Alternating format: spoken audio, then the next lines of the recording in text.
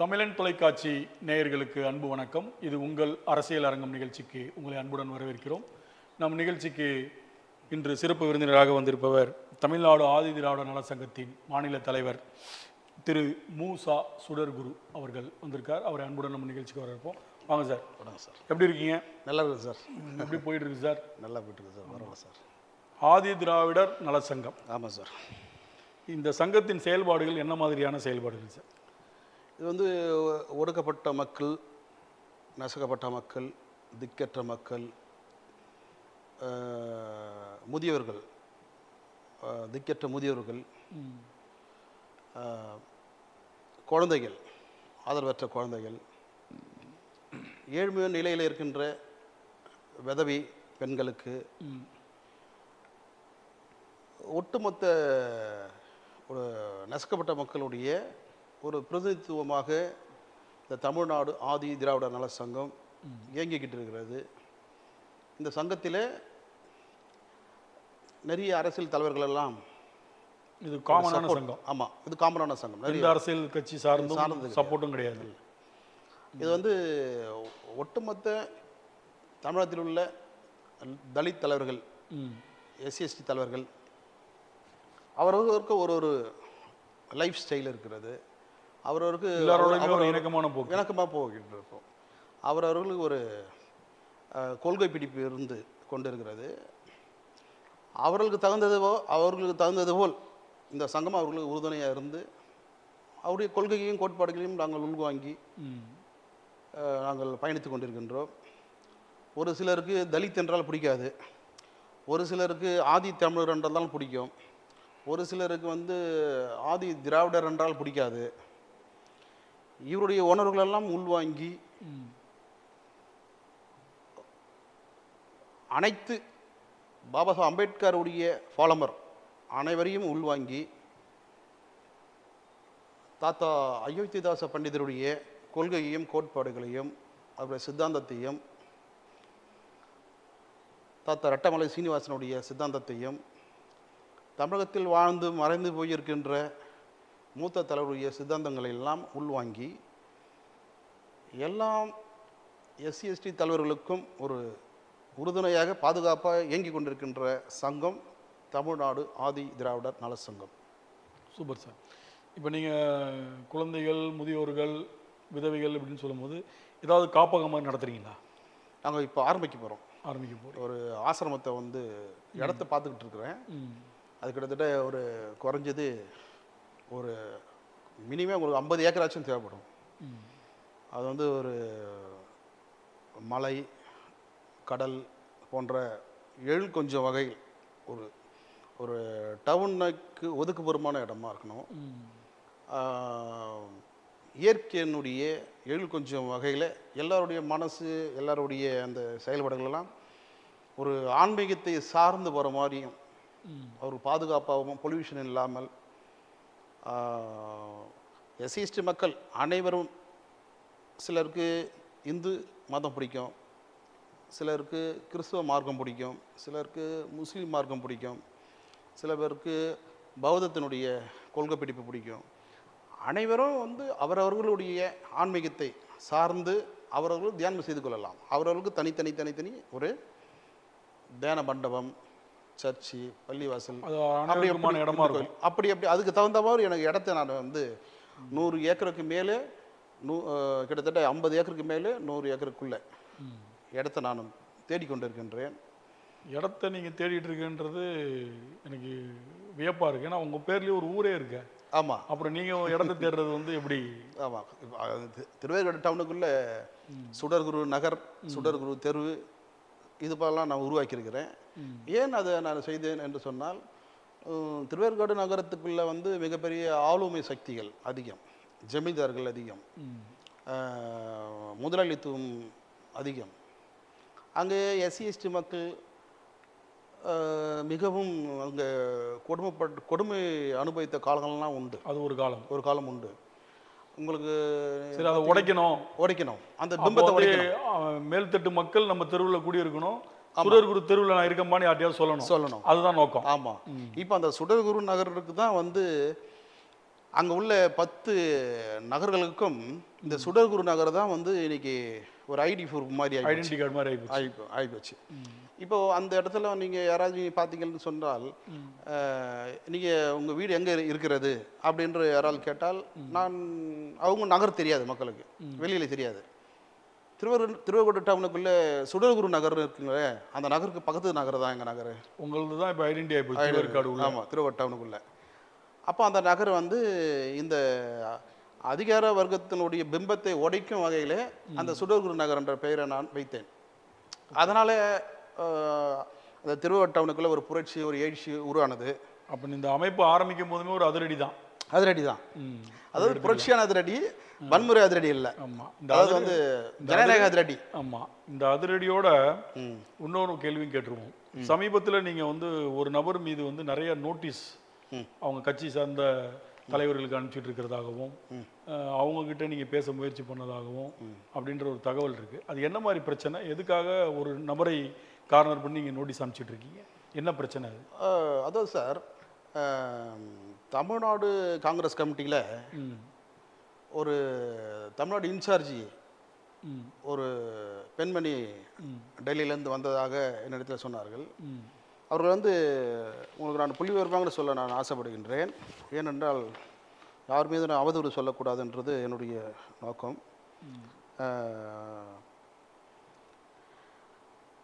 திருமதி பிந்தியா பேனர்ஜி என்ற ஒரு பெண்ணு தமிழ்நாடு இளைஞர் காங்கிரஸினுடைய அகில இந்திய பொதுச் செயலாளர். அவங்க தமிழ்நாடு இளைஞர் காங்கிரஸுக்கு ஒரு நிகழ்ச்சி ஒன்று நடத்துகிறாங்க. அந்த நிகழ்ச்சி வந்து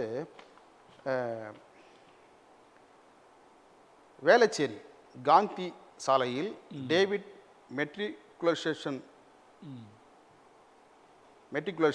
பள்ளிக்கு அருகில் வட்டார காங்கிரஸ் தலைவர் ஜேம்ஸ் அலுவலகம் இருக்கிறது. அந்த அலுவலகத்தை ஒட்டி அந்த நிகழ்ச்சி நடக்கிறது. அந்த இடத்துல பார்த்தீங்கன்னு சொன்னால் SC/ST இளைஞர்கள் ஒரு 25 இளைஞர்கள் வந்து அந்த பெண்மணியை திருமதி பிந்தியா பேனர்ஜி அவர்களை வரவேற்பு கொடுத்து அந்த நிகழ்ச்சிக்கு சிறப்பு விருந்தினராக அழைக்கிறார்கள். அந்த டேட்டு பார்த்தீங்கன்னா 14/12/2025 இந்த இடத்துல போன மாதம். இவங்கனால என்ன பிரச்சனை உங்களுக்கு? இவங்க என்ன செய்கிறான்னு பார்த்தீங்கன்னா அந்த நிகழ்ச்சிக்கு வந்து சீஃப் கெஸ்ட்டாக கலந்துக்கிறாங்க. கலந்துக்கிட்டு அங்கே உள்ள SC/ST இளைஞர்கள் தான் அந்த நிகழ்ச்சி நடத்துகிறாங்க. அது ஃபுல்லாகவே SC பெல்ட்டு தான். அங்கே உள்ள எல்லாமே வந்து SC/ST இளைஞர்கள் அவங்க சூழ்நிலை கூட அந்த நிகழ்ச்சியை வந்து அலங்கரிக்கிறார்கள். அந்த நிகழ்ச்சிக்கு இவர்கள் வந்து அகில இந்திய பொதுச் செயலன்ற ஒரு காரணத்தினால் இவர்களை அழைத்திருக்கிறார்கள். இவர் வந்து அந்த நிகழ்ச்சியில் கலந்து கொண்டார்கள். கலந்து கொண்டு அங்கே உள்ள SC/ST இளைஞர்கள் முகம் சுளிக்கும் வகையில் அவர்கள் கொடுக்கும் தண்ணீரை குடிப்பதில்லை, அவர் கொடுக்கும் உணவை சாப்பிடுவதில்லை. அவர்கள் அந்த மீட்டிங் நடத்தி கொண்டிருக்க அந்த லொக்கேஷன், அந்த லேண்டை, அந்த ஏரியா பார்க்கும்போது இதனா சேரி மக்கள் குடியிருக்கும் ஏரியாவாக தெரியுது. இது எல்லாம் சுற்றி இருக்கிறது எல்லாமே சேரி பிஹேவியர் பண்ணுறாங்க. எல்லாமே இப்படி இருக்காங்களே, இதுமாரி தெரிஞ்சிருந்தா நான் அந்த நிகழ்ச்சி வந்திருக்க மாட்டேனே அப்படின்று அந்த பிந்தியா பேனர்ஜி பெண்மணி சொல்கிறார்கள். அப்போ அந்த நிகழ்ச்சி நடத்தி கொண்டிருக்கிற தம்பி இந்தியன் இன்னொரு தம்பி இருக்கார். அவர் வந்து இளைஞர் காங்கிரஸினுடைய தென்சென்னை மாவட்ட தலைவர். அந்த தம்பி ரொம்ப அப்செட் ஆகிடுறார். அப்செட் ஆகிட்டு அந்த நிகழ்ச்சியை வந்து நடத்தி அந்த நிகழ்ச்சிக்கு நிறைய செலவு பண்ணி அவங்க அப்பாவும் வந்து அவருடைய தந்தையர் அந்த ஊருக்கு அந்த மாவட்டத்தில் வந்து காங்கிரஸ் மூத்த தலைவராக இருந்து மறைந்திருக்கிறார். அவருடைய வாரிசுன்றதுனால அவர் காங்கிரஸ் பாரம்பரியத்தை சார்ந்தவர். காங்கிரஸுடைய பேரகத்தினுடைய அந்த விசுவாசத்தோடு அவர் மக்கள் பணி செய்து கொண்டிருக்கிறார். தலைவர் ராகுல் காந்தி மீது அவருக்கு மிகப்பெரிய ஒரு நம்பிக்கையும் மிகப்பெரிய ஒரு தொண்டனாக இருந்து செயல்பட்டு கொண்டிருக்கிறார். காங்கிரஸ் பேரகத்தினுடைய பெரிய ஒரு விசுவாசி அவர் அந்த பண்ணிக்கிட்டு இருக்கும்போது இந்த பெண்மணி அவங்கள போயிட்டு வேதனைப்படுத்தும் வகையில் முகம் சுளிக்கும் வகையில் பேசிட்டாங்க. அவங்க பேசுனதா சொல்லப்பட்டது. பேசியிருக்கிறார்கள், அது ரெக்கார்டு இருக்குது. ரெக்கார்டு இருக்கு. ரெக்கார்டு இருக்கு. அதுக்கப்புறமா வந்து அங்கே உள்ள எஸ்சி எஸ்டி இளைஞர்கள்லாம் வந்து முகம் சுளிக்கும் வகையில் செயல்பட்டிருக்கிறார்கள். அவங்க அத்தனை எஸ்சி எஸ்டி இளைஞர்களும் ரொம்ப அப்செட் ஆகிட்டு இருக்கார்கள். ஒரு தேசிய கட்சி, ஒரு ஜனநாயக கட்சி, ஒரு தேசிய கட்சி, ஒரு எஸ்சி எஸ்டி மக்களுக்கும் சிறுபான்மை மக்களுக்கும் ஒரு மிகப்பெரிய ஒரு பாதுகாப்பான ஒரு அரசியல் கட்சி.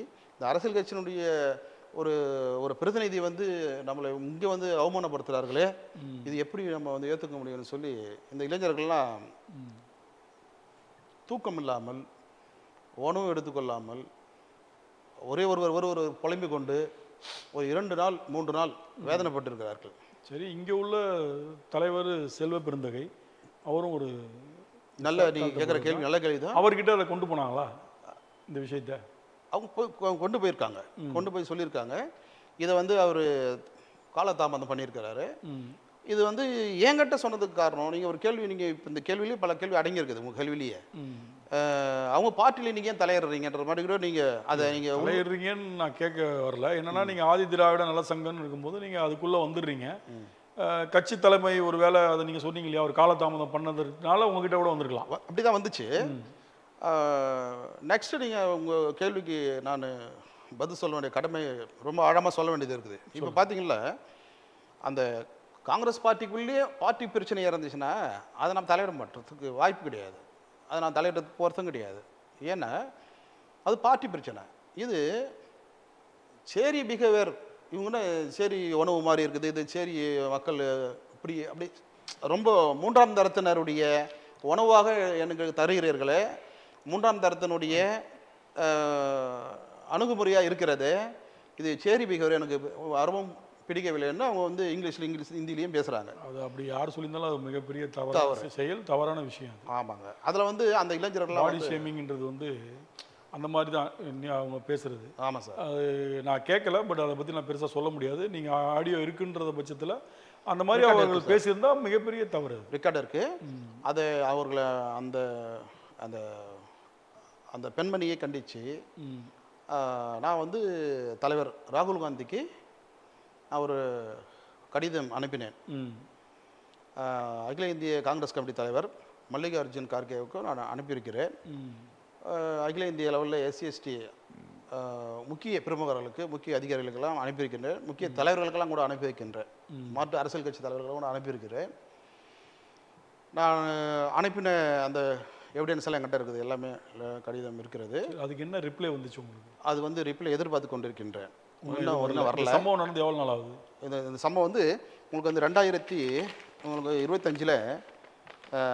14/12/2025 நடந்திருக்குது. இப்போதான் நடந்திருக்குது, போன மாதம். ஆமாம், நடந்திருக்குது.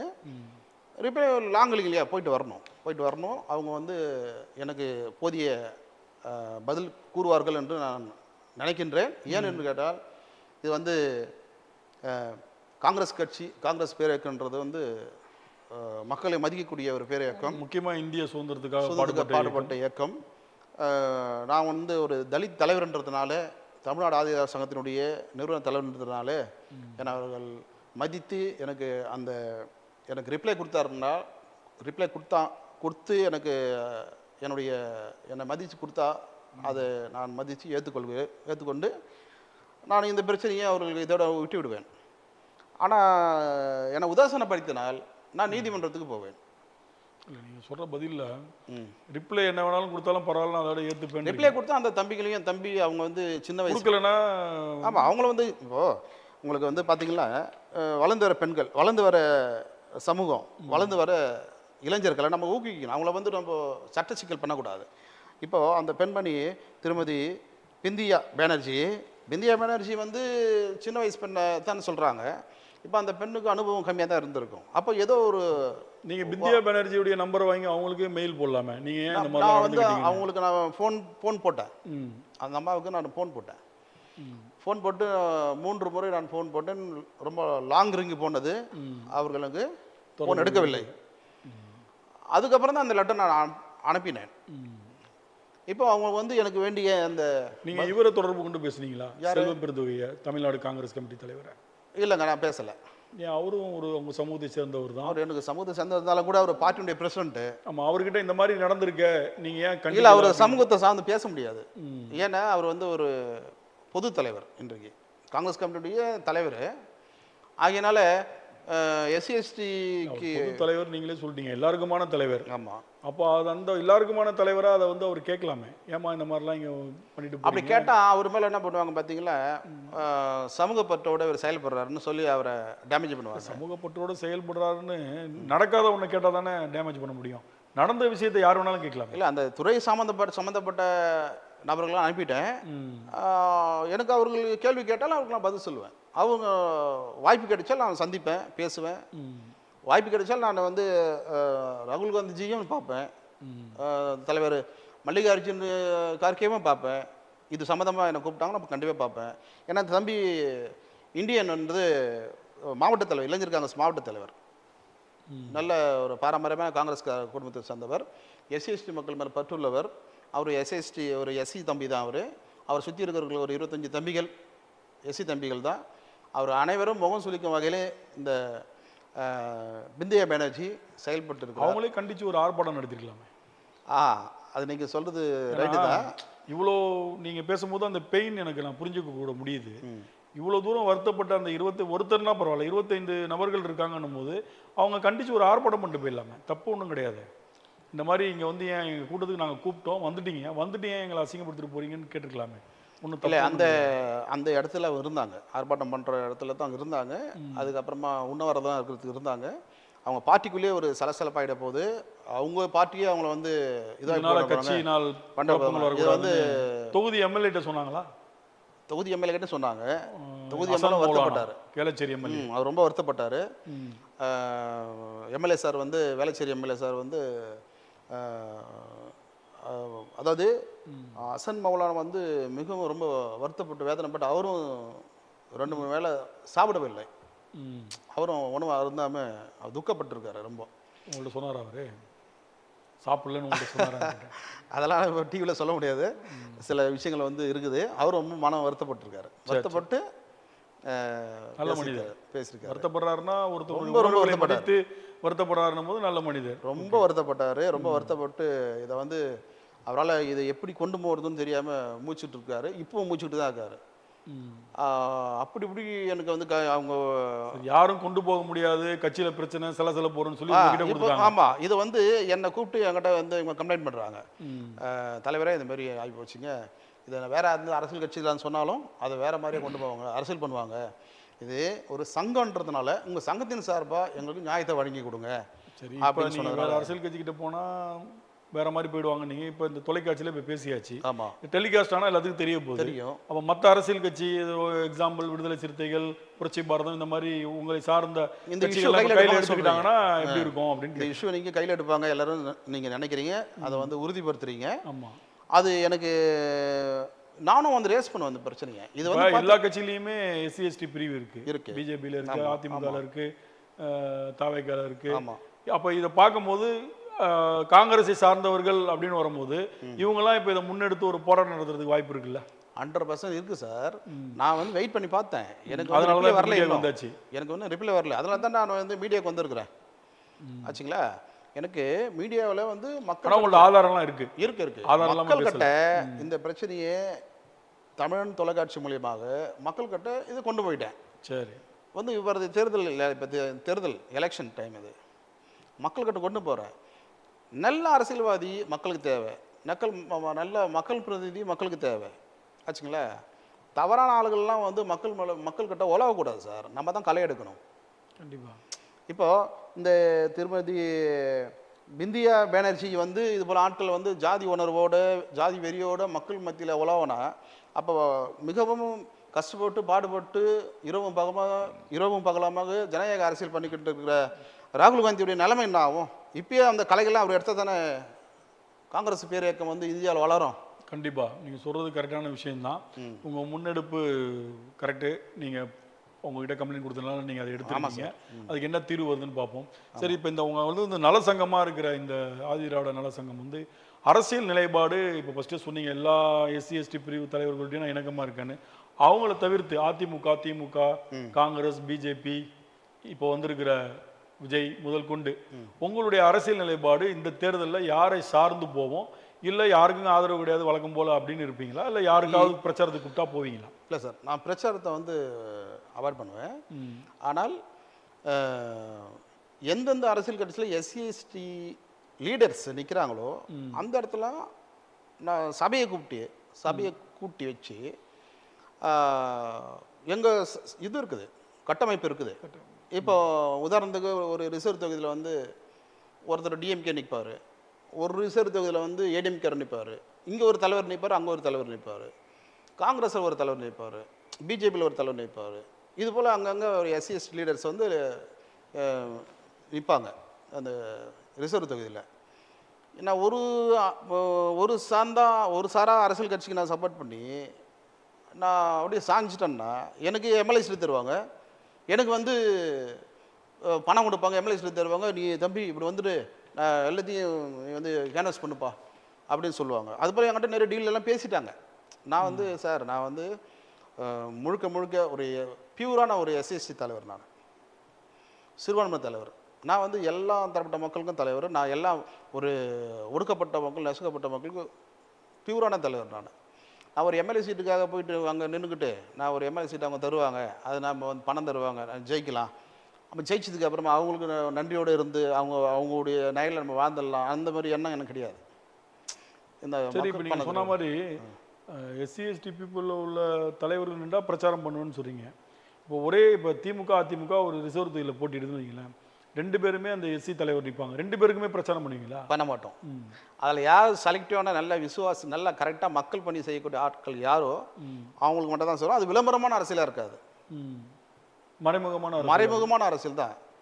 மறைமுகமாக தான் நாங்கள் ஓட்டுன்றது மறைமுகமான ஓட்டு தான். ஓட்டு போடுறது நான் இங்கே போட போகிறேன்னு சொல்ல போகிறது இல்லை. கண்டிப்பாக இப்போ நான் வந்து சொல்கிற இந்த தமிழ் டிவியின் வாயிலாக நான் பேசுகிற வார்த்தைகள் வந்து பிரதிபலிக்கும். அப்போ இவர் என்ன குழப்பறாருன்னா கூட சில பேருக்கு யோசிப்பாங்க.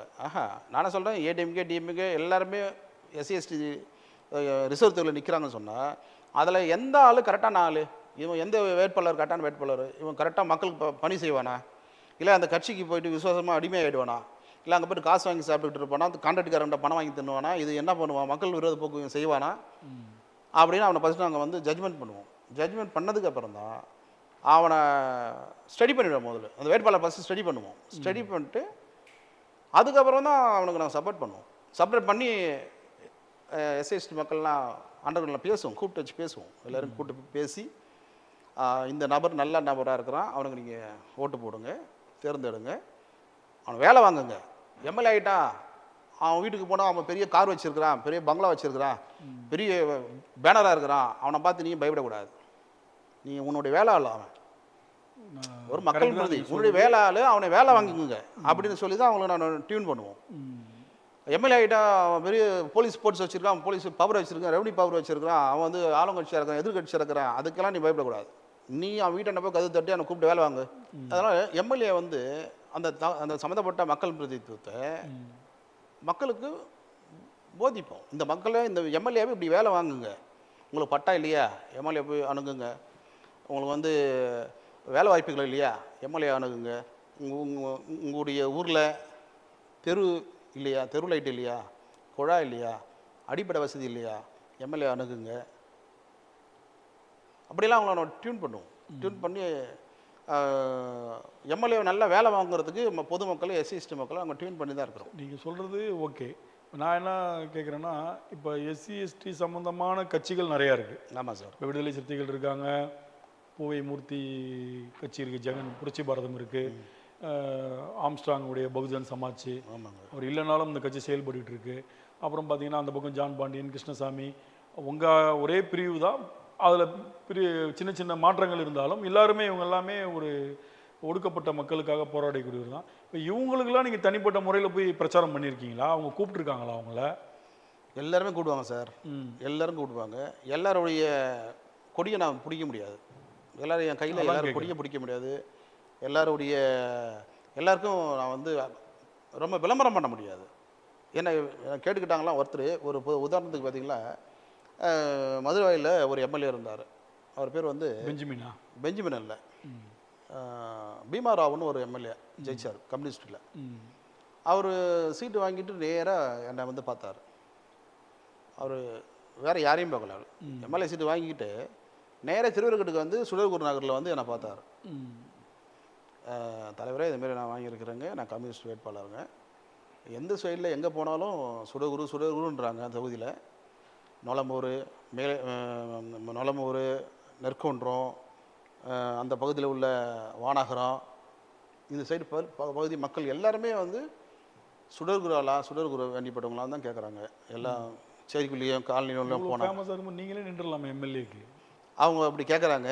தலைவரை, எனக்கு நீங்கள் உதவி செய்யுங்க, எனக்கு ஓட்டு வாங்கி கொடுங்க, நீங்கள் சும்மா கொஞ்சம் அப்படியே கொஞ்சம் கூட வாங்க, ஒரு 10 நாள் என் கூட கொஞ்சம் ட்ராவல் பண்ணிக்கலாம், நான் ஜெயிப்பேன் தலைவர் அப்படின்னாரு.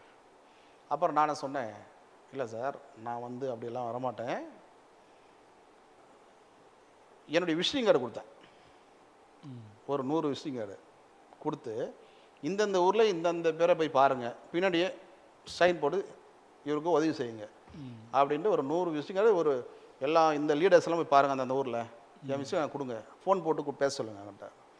இப்படி சொன்னி அவர் வந்து இப்படி சொன்னதுனால அவர் நான் சொன்ன மாதிரியே பிரகாரம் அவர் போய் அந்த செயல்பட்டார். அதனால செயல்பட்டோன்னே ரீடிங்கில் பயங்கரமாக ஜெயிச்சிட்டாரு. ஜெயிச்சு உடனே அவன் பார்ட்டிக்கு போயிட்டு எல்லாத்தையும் முடிச்சுட்டு ஃபார்மாலிட்டியாக முடிச்சுட்டு நேராக வந்து திருவேற்கட்டுக்கு வந்தார். திருவேற்கட்டுக்கு வந்து பெரிய மாலையை போட்டு அப்படியே கட்டி அணைச்சிக்கிட்டார். நீங்கள் உண்மையிலேயே வந்து நல்ல தலைமை சார், நீங்கள் நான் உணர்றேன் உண்மையிலேயே அப்படின்னாரு. நான் ரொம்ப உணர்றேன். இப்போ நீங்கள் 200 விசிட்டிங் கார்டு போடுற மாதிரி இருக்கும். ஏன்னா இப்போ தேர்தல் வருது. ஆமாம், இந்த டிவியில் வேற சொல்லிட்டீங்க. ஆமாம், இப்போ எல்லா மும்முனை போட்டி 4 முனை போட்டி தான் இப்போ. ஆமாம் ஆமாம். இப்போ பார்த்தீங்கன்னா 4 முனை போட்டினா உங்களுக்கு 800 விசிட்டிங் கார்டு வேணும், ஒரு ஆளுக்கு 200னா. ஆமாம், 4 பேருமே வந்து நிற்பாங்க. இப்போ உங்ககிட்ட சீமான் கட்சியிலேருந்து வருவாங்க, அதிமுக கூட்டணியிலேருந்து வருவாங்க, திமுக கூட்டணியிலேருந்து வருவாங்க, விஜய் கட்சியிலேருந்து வருவாங்க. ஏன்னா இப்போ இந்த நிகழ்ச்சி வெளிப்புற பண்ணோம்னா, ஆமாம் சார், என்னடா பீமாராவ் அவர்கள் ஜெயிச்சதுக்கு சுடர்குரு ஒரு முக்கிய காரணமாக இருக்கும்போது இப்போ நம்ம தேர்தல் வந்துருச்சு, போய் அவரை பார்ப்பணுவாங்க. அப்போ நீங்கள் 400 800 விசிட்டிங் கார்டு கொடுக்கணும், ஒரு ஆளுக்கு 200 தான். அப்போ எப்படி ஓட்டு போடுவாங்க? இல்லை சார், அப்படி நான் கொடுக்க மாட்டேனே. யாரோ ஒருத்தர் தான் கொடுக்க போறீங்க. ஒரே ஒரு ஆள் தான். யாரும் சூஸ் பண்ணிட்டீங்க? நான் வந்து செலெக்ஷன் பண்ணுவேன். இப்போ வந்து ஏடிஎம்கேல வந்து அப்போ வாங்காதவங்க உங்க மேலே கோவப்படுவாங்கல்ல, அவன் நம்மளுடைய வெற்றி வாய்ப்பை பறிச்சது சுடர்குரு தான் அப்படின்ற மாதிரி நினைப்பாங்கல்ல. அதாவது சார், யாருக்காவது ஒருத்தருக்கு விசுவாசமாக தான் இருக்கணும், அதெல்லாம் ஒருத்தர் எதிர்த்து தான் ஆகணும். 3 பேர் எதிர்க்கிறீங்க. ஆமாம் சார். இப்போ வந்து ஒரு நீதியரசர் வந்து நீதி வழங்குறாரு, வாதி பிரதிவாதி 2 பேரும் போகிறாங்க. யாரோ ஒருத்தருக்கு தான் நீதி வழங்க முடியும், ஒருத்தருக்கு வந்து ஃப்ளாப் தானே பண்ண முடியும். அப்போது இது போல தான் அரசியலும் லீடர்ஸும் அப்படி தான். அதனால நான் என்ன சொல்கிறேன், நீங்களே சுயேட்சை கேண்டிடேட் நின்றுட்டீங்கன்னா அந்த மக்களுக்கு நீங்களே சர்வீஸ் அனுப்பி போயிடலாம். ஏன் இன்னொருத்தர் எதிர்பார்த்துட்டு இருக்கணுன்றேன். சுடர்குருன்னு ஒரு திருவேற்காடில் ஒரு பெரிய ஏரியா இருக்குது, நம்ம இவ்வளோ ஃபேமஸாக இருக்கும் போது நின்று பார்த்துட்டோம்னா எம்எல்ஏ ஆயிட்டீங்கன்னு வச்சுங்க சார். இப்போ உங்களுடைய குரல் சட்டமன்றத்தில் ஒலிக்கும்ல சார். நான் ஒடுக்கப்பட்ட மக்களின் முதல்ல இண்டிபெண்டாக நின்று ஒருத்தர் ஜெயிச்சாருன்னு வரலாற்றை இடம் விடுவீங்க. கண்டிப்பாக சார். இப்போ என்னுடைய இலக்கா வந்து ஒரு எம்எல்ஏ, என்னுடைய ஸ்டைலு, என்னுடைய ட்ராக்கெல்லாம் பார்த்தீங்களா, நான் மட்டுமே எம்எல்ஏ ஆகணும்னா நான் இதோட 3வது முறை எம்எல்ஏ இருப்பேன். எனக்கு அதில் விருப்பம் கிடையாது.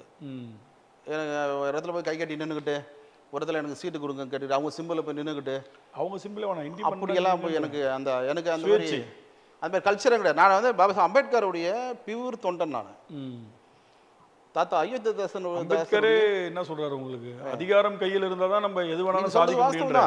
அது உண்டான அவருடைய பெரிய முழக்கத்திலேயே முக்கியமான கண்டென்ட் அதான். அதிகாரத்துக்கு வா, நீ என்ன நினைக்கிறியோ அதை செய். சார், என்னுடைய இலாக்கா என்ன தெரியுங்களா, தமிழ்நாட்டில் உள்ள 44+2 46 தொகுதிக்கு என்னால் வேட்பாளர் அறிவிக்க முடியும். ரிசர்வ் தொகுதிக்கு மட்டும் வர எலெக்ஷன்லேயும் என்னால் வேட்பாளர் அறிவிக்க முடியும். ஆனால் இந்த சலசலப்பு அரசியல் இதெல்லாம் எனக்கு பிடிக்கல. நீங்கள் ஒரு நீட்டான அரசியல் பண்ண வேணும். ஆமாம், இந்த 46 தொகுதிக்கும் வேட்பாளர் நான் அறிவித்து ஒரு கணிசமான ஓட்டை பிரிக்க முடியும். இந்த ஓட்டை காட்டி பேரம் பேச முடியும், பேரம் பேசி அதில் பணம் பார்க்க முடியும். இல்லை, அதெல்லாம் எனக்கு விருப்பம் கிடையாது. எனக்கு இந்த கமர்ஷியல் அரசியல் எனக்கு வேணாம் சார். பியூரான தூய்மையான அரசியல். இது பாபா அம்பேத்கருடைய கொள்கையும் கோட்பாடையும் உள்வாங்கி நம்ம வந்து நியாயம், தர்மம், நீதியோட சட்ட பாதுகாப்போட மக்கள் பணி செய்யணும். அதுதான் அரசியல். இப்போ தாத்தா அயோத்திதாச பண்டிதர் அவர் வந்து ஒரு சித்தர், ஒரு வந்து ஒரு ஒரு ஒரு நாட்டு வைத்தியெல்லாம் செய்வாங்க. அவருக்கு தெரியாத வைத்தியங்கள் கிடையாது. அவர் நிறைய நாலேஜ் பர்சன். அவரோட போய் டீப்பாக உள்ளே போய் படிச்சிங்களா, அவர் மிகப்பெரிய ஒரு அறிவாளி. அவர் இந்த திராவிடன்ற பேரை அவர் தான் அதிகமாக விளம்பரம் பண்ணார். முதல்ல இல்லை, அவர் தான் ஆரம்பிச்சது. திராவிடம் என்ற ஒரு சொல்லை வந்து அயோத்திதாச பண்டிதர் தான் இவங்க அண்ணா ஆரம்பிக்க பெரியாருக்கு முன்னாடியே கொண்டு வந்தவர் அவர் தான். Correct sir. அயோத்திதாச பண்டிதர் நான் படிச்சிருக்கேன். அவர் தான் ஆரம்பிச்சாரு. அதுல வந்து நான் இப்போ எல்லாருமே இப்போ திராவிடம் வந்து இப்போ வந்து நினைக்கிறாங்க. இப்போ அயோத்திதாச பண்டிதர் காலத்திலேயே திராவிடத்தை கொண்டு வந்துட்டார் அவர். அந்த வார்த்தை பார்த்தீங்களா, தென்னிந்தியர்களுக்கு எல்லாரையும் ஒன்று சேர்க்கக்கூடிய வார்த்தை சார் அது. திராவிடன்றது வந்து அது வந்து சில பேர் சொல்றாங்க, ஒரு அவங்க வித்தியாசமா பேசுறாங்க, அவங்க அறிவிக்கேற்ற மாதிரி பேசுறாங்க. ஆனால் இது வரலாற்று மிக்க ஒரு ஒரு விஷயம் என்னன்னு கேட்டீங்கன்னா, திராவிடம் என்பது தென்னிந்தியர்களுடைய பொது சொல். எல்லாருமே அரவணைக்கக்கூடியது. அதெல்லாம் தான் தேசிய கீதத்தில் திராவிடத்தை சொல்லுறாங்க. தேசிய கீதங்கள்ல திராவிடன் திராவிடன் திராவிடன்னு சொல்லி அடிக்கடிக்கு உள்ள அதில் வந்து பதிவு பண்ணுறாங்க. அது ஒரு சில பிழப்பவாதிகள் வந்து தமிழன் பேரை சொல்லிக்கிட்டு தமிழன் சொல்லிக்கிட்டு, ஒரு சிலர் வந்து அவங்க புரிதல் இல்லாமல் மாதிரி தமிழ் தேசியம் அரசியல் பண்றவங்க வந்து திராவிடத்தை ஒளி பண்றாங்க இல்லையா, எக்ஸாம்பிள் சொல்லலாம் இல்லையா. அதனால நான் வந்து இது போலெல்லாம் வந்து அவங்க ஒரு கொள்கையை புரிதல் வச்சுக்கிறாங்க. ஏன்னா கடந்த கிட்டத்தட்ட 50 ஆண்டுகள் கிராஸ் ஆயிடுச்சு. ஆமாம், திராவிட அரசியலுக்கு மாறி தமிழ்நாடு வந்து தொடர்ந்து கிட்டத்தட்ட 67 ஆரம்பித்த பயணம் வந்து போய்கிட்டே இருக்குது. அப்போ கிட்டத்தட்ட 75 ஆண்டுகள் அந்த கட்சி ஆரம்பித்து ஆட்சிக்கு வந்து 55 ஆண்டுகளுக்கு தாண்டிடுச்சு. காங்கிரஸ் ஆட்சி முடிஞ்சு தமிழ்நாட்டில். ஆமாம் சார். அப்போ இனி திராவிடம் சீமானுடைய வயசு திராவிட கட்சியோட வளர்ச்சி, ஆட்சியோடைய வளர்ச்சி. பட் அப்போ வந்து திராவிடம் தான் இங்கே வந்து தலை நோக்கி நிற்குது. திராவிடம் பிடிக்காதவங்க யாருன்னு பார்த்தீங்கன்னா சனாதானம் இந்த மாதிரி கோட்பாடு உள்ளவங்களுக்கு திராவிடம் பிடிக்காது. திராவிடன்றது ஒரு சீர்திருத்தம் சார். திராவிடன்ற வார்த்தையை ஒரு சீர்திருத்தம். ஒரு தனி மனிதனை வந்து என்ன உண்ணணும், என்ன உடுத்தணும், எப்படி வாழணும், எப்படி அரசியல் பண்ணணும், எப்படி ஆட்சி நடத்தணும், ஒருவர் எப்படி மதிக்கணும். சார், இடுப்புல கட்டின துண்டை தோல்ல போட வச்சது அண்ணா. ஆமாம். மேல்தட்டு மக்கள் கீழ்த்தட்டு மக்கள் வந்து இடுப்புல தான் துண்டை கட்டணும், மேல்தட்டு மக்கள் நாங்கள் தோல்ல துண்டு போட்டு தான் போவோம் அப்படின்னு இருந்த காலகட்டத்தில் அண்ணா தான் அதை உடைச்சார். கண்டிப்பாக சார். அதை என்ன பண்ணாருன்னா, அந்த முதல்ல இந்த சால்வை அணியும் பழக்கம் வந்து அதுக்கு முன்னாடி துண்டு, இப்போதான் சால்வை. அப்போ நான் உனக்கு போடுறேன், நீ எனக்கு போடு, நீ தோல்ல போடு அப்படின்ற அந்த ஃபார்மேட்டை வந்து அண்ணா தான் உடைச்சி கொண்டு வந்தார். அப்போ அந்த திராவிடம் வந்து சமத்துவத்தை கொண்டு வருது. கண்டிப்பாக சார். அதாவது சார், எனக்கு தமிழகத்தில் எனக்கு ரொம்ப பிடித்த தலைவர் பேரறிஞர் அண்ணா. பேரறிஞர் அண்ணாதவரை தான் எனக்கு ரொம்ப பிடிக்காது யாருமே இல்லை. இன்னைக்கு எந்த பேர் புதுசாக கட்சி ஆரம்பிச்சாலும் கொள்கை தலைவராக அண்ணா வச்சுக்கிறாங்க. ஆனால் அண்ணா ஆரம்பித்த கட்சியை வந்து திட்டுவாங்க. அது என்ன முரண்பாடுன்னு தெரியாது. ஆனால் அண்ணா பேரறிஞர் அண்ணா உருவாக்கப்பட்ட அரசியல் கட்சியே கைப்பற்றிக்கிறாங்க. கைப்பற்றி அண்ணாவுடைய புகைப்படத்தை சின்னதாக போடுறாங்க. சும்மா லம்பஸ் ஸ்டாம்ப் மாதிரி போட்டுடுறாங்க, ஓரமாக போட்டுட்டு எலெக்ஷன் டைமில் போடுறாங்க. அதுவும் அதெல்லாம் ரொம்ப அநியாயம் சார். நெக்ஸ்ட்டு எனக்கு அடுத்த தலைவர் யார் பிடிக்கும் பார்த்தீங்கன்னா, தலைவர் காமராஜர் எனக்கு பிடிக்கும். பெருந்தலைவர் காமராஜர் எனக்கு ரொம்ப பிடிக்கும். போற்றக்கூடிய தலைவர். ஆமாம், அதில் மாற்று பேரறிஞர் அண்ணாவை எனக்கு ரொம்ப பிடிக்கும். தமிழ்நாட்டில் மதிக்கக்கூடிய தலைவர்கள் இந்த ஜெனரேஷனில் கலைஞர் இருக்கார். அதாவது எஸ்சி எஸ்டி பீப்புளுக்கான பல்வேறு நலத்திட்டங்களை பல்வேறு சட்டத்தை இதை வந்து சட்டமாக்குனது அவர் தானே. இப்போ இன்னைக்கு அவங்க படிக்கணும், அதுக்கான ஸ்காலர்ஷிப்பு, ஃபீஸ் கிடையாது, உங்களுக்கு நான் பணம் கொடுக்குறேன், நீங்கள் படிங்க, இடஒதுக்கீடு எல்லாமே கலைஞர் பீரியடில் தானே வந்தது. உங்களுக்கு கலைஞரையும் நான் வந்து உள்வாங்கியிருக்கேன் சார். புரட்சி தலைவர் எம்ஜிஆரையும் நான் உள்வாங்கியிருக்கேன். எம்ஜிஆரும் அதுக்கு சம்மந்தம். ஆனால் எல்லாத்தையும் சிறப்பான தலைவர் வந்து காமராஜரையும் அண்ணா. நீங்க அண்ணா ஓகே ஆச்சுங்களா.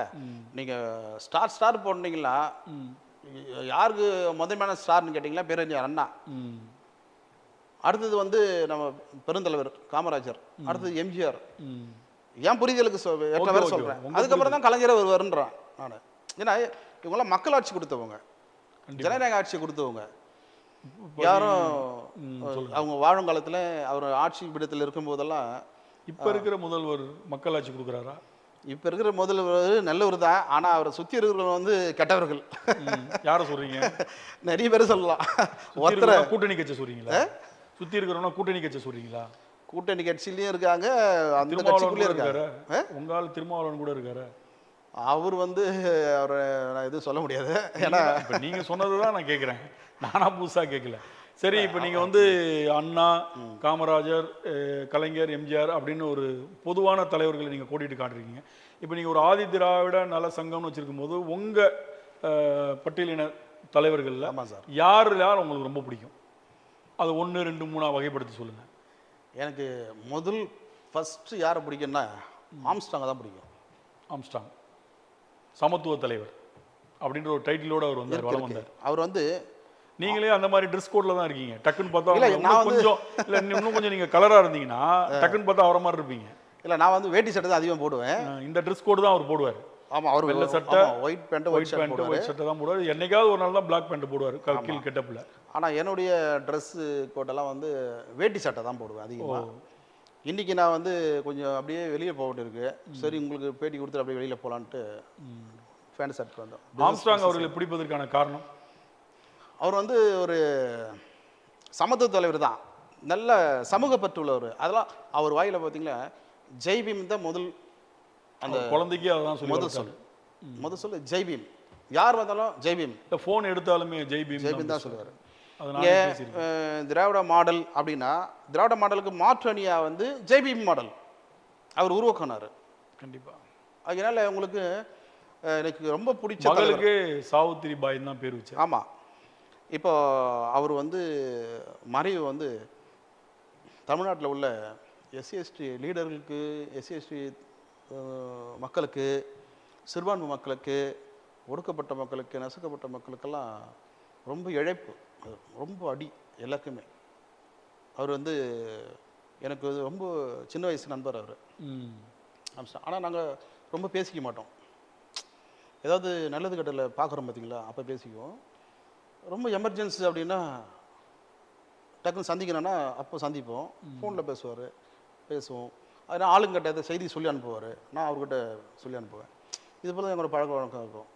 ஏன்னா நான் எனக்கு எதுவும் இல்லைன்னு அவர்கிட்ட போகிறதில்ல, அவருக்கு எதுவும் இல்லைன்னு என்கிட்ட வர போகிறதில்ல. ஒரு கொள்கை பிடிப்பு தான்.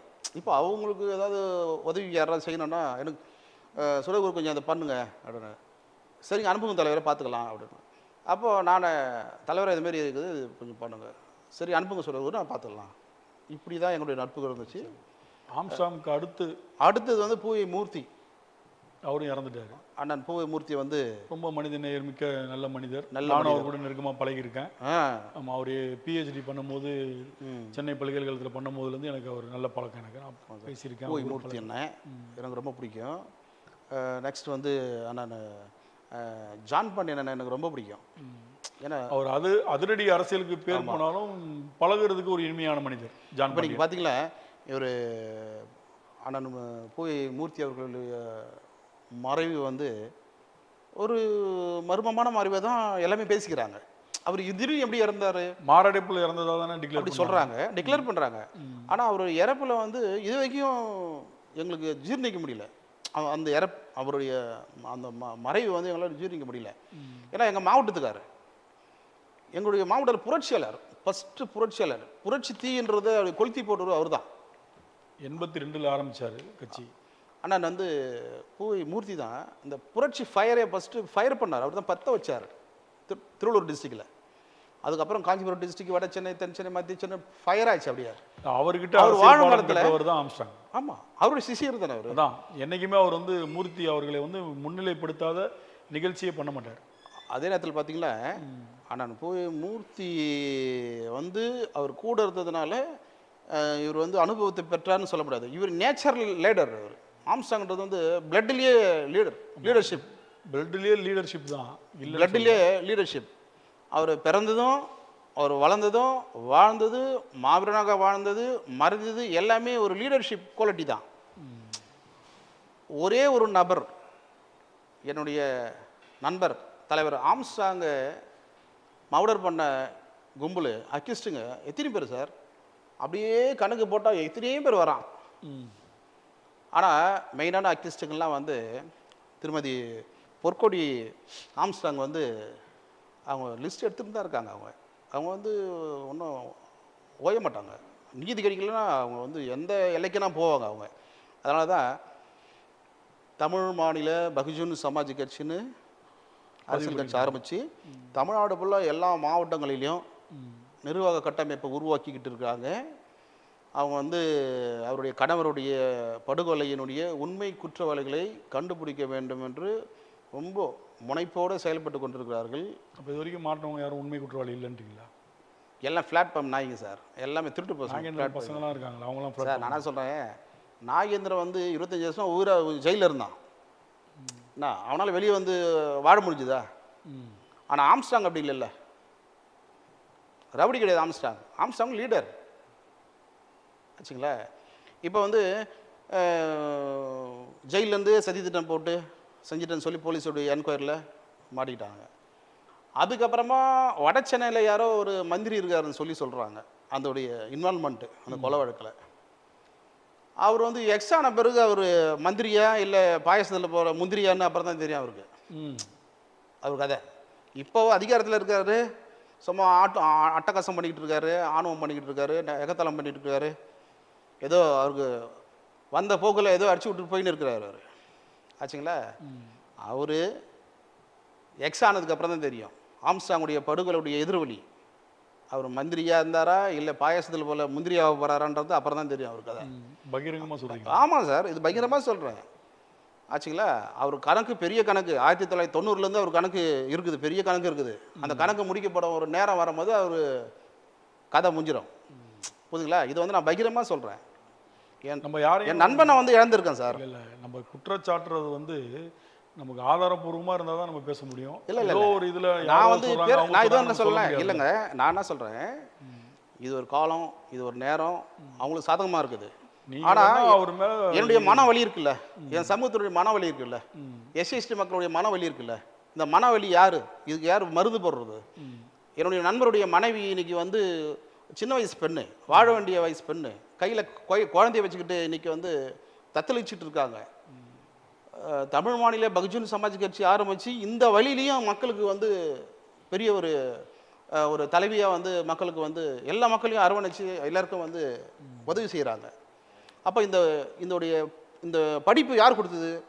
என்னுடைய நண்பர் ஆம்ஸ்டாங் கொடுத்த படிப்பு. இப்போது நிறைய பேரை படிக்க வச்சிருக்காரு. இல்லை இந்த திருமதி பொற்கொடி ஆம்ஸ்டாங் வந்து இன்னைக்கு ஃபீல்டில் இருக்காங்கன்னு சொன்னால் ஒரு தலைவர் அவர்கிட்ட வந்து வந்தது தான் அது. அப்போ அவங்க செயல்பட்டு கொண்டிருக்கின்ற அந்த அத்தனை செயல்பாடுகளும் அத்தனை அந்த மூமெண்ட்டுகளும் நான் என்னுடைய நண்பரை பார்க்குற மாதிரியே இருக்குது, என்னுடைய நண்பர் ஆம்ஸ்டாங்கை பார்க்குற மாதிரியே இருக்குது. அவரை சார்ந்தே இருந்தனால அந்த ஆக்டிவிட்டிஸ் அவங்கள்ட்ட இருக்குது.